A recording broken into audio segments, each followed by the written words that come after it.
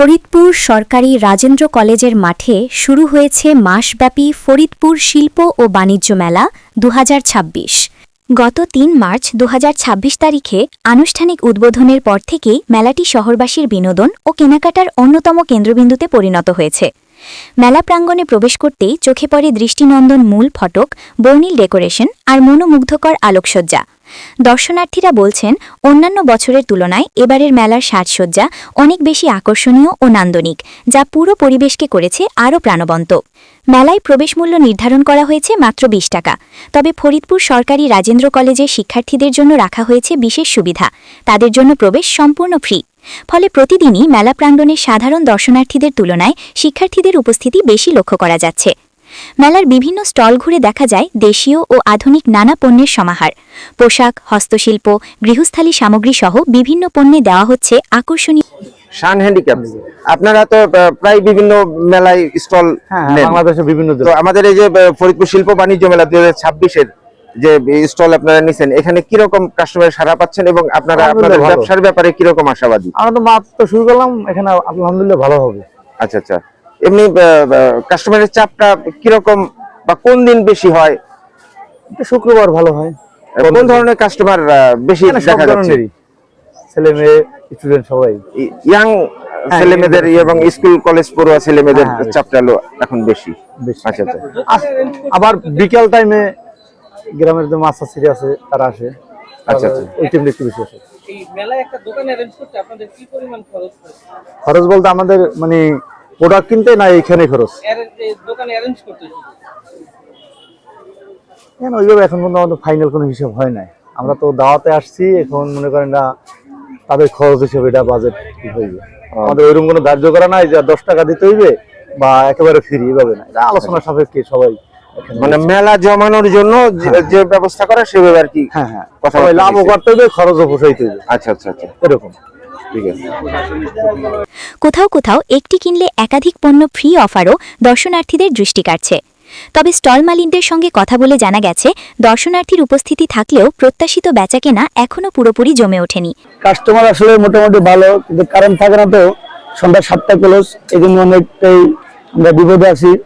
কারণ সরকার যদি ঘোষণা দিত অল টাইম কারেন্ট থাকবে, তাহলে সেইভাবে একটু বেচাকেনা ভালো হইতো।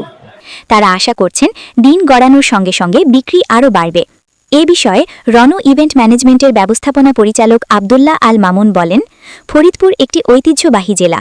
এখানকার মানুষের বিনোদন ও কেনাকাটার কথা চিন্তা করেই আমরা সর্বোচ্চ চেষ্টা করেছি একটি মানসম্মত মেলা আয়োজন করতে। দর্শনার্থীদের জন্য রাখা হয়েছে নানা ধরনের ডিসকাউন্ট ও বিশেষ অফার। তিনি আরও জানান, বর্তমানে সকাল থেকে সন্ধ্যা ৭টা পর্যন্ত মেলা খোলা রাখার সময়সীমা নির্ধারিত থাকায় কিছুটা লোকসানের আশঙ্কা তৈরি হয়েছে। তার মতে, বিশেষ বিবেচনায় যদি রাত ৯টা পর্যন্ত মেলা খোলা রাখা যেত, তাহলে দর্শনার্থীর সংখ্যা ও বেচাকেনা আরও বাড়ত। আমার নাম হচ্ছে মোহাম্মদ আব্দুল মামুন।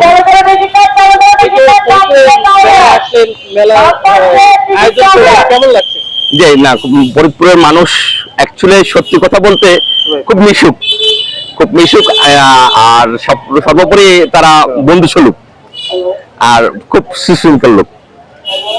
ফরিদপুরে যে মেলা অ্যারেঞ্জমেন্ট করলেন, এত বড় একটা মেলা পরিচালনা করতেছেন, এখানে কোনো বিরূপ কোনো প্রতিক্রিয়ার সম্মুখীন হয়েছেন কিনা? না ভাই, ওরকম কিছু হয় নাই। তো বললাম তো, সবাই হেল্পফুল।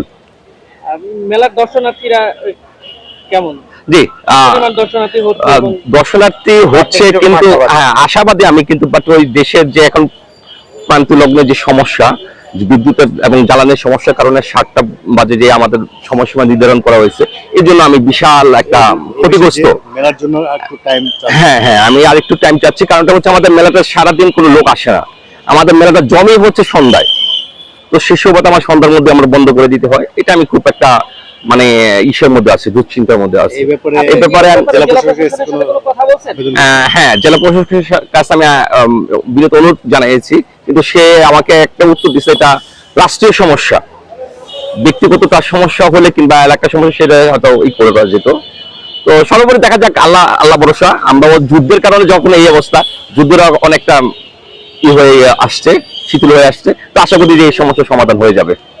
সময় বাড়ানোর বিষয়ে ইতোমধ্যে জেলা প্রশাসকের সঙ্গে আলোচনা করা হয়েছে। এ প্রসঙ্গে জেলা প্রশাসক মোহাম্মদ কামরুল হাসান মোল্লা জানিয়েছেন, দেশের বর্তমান বৈশ্বিক পরিস্থিতির কারণে আপাতত সময়সীমা বৃদ্ধি সম্ভব নয়, তবে পরিস্থিতি স্বাভাবিক হলে বিষয়টি পুনর্বিবেচনা করা হবে। সব মিলিয়ে দৃষ্টিনন্দন পরিবেশ, আকর্ষণীয় অফার এবং বিনোদনের নানা আয়োজন নিয়ে ফরিদপুর শিল্প ও বাণিজ্য মেলা 2026 হয়ে উঠতে পারে এই অঞ্চলের অন্যতম প্রাণবন্ত আয়োজন, এমনটাই প্রত্যাশা সংশ্লিষ্টদের। কি কিনতে আসছো? ওই যে ফুপি আইসে আর একটা পেন্সিল কিনছি, এখন আর কিছু কিনবো। এখন আর কিছু কিনবা? কে কিনে দিচ্ছে এগুলো? ওই যে ফুপি। ফুপি কিনে দিচ্ছে?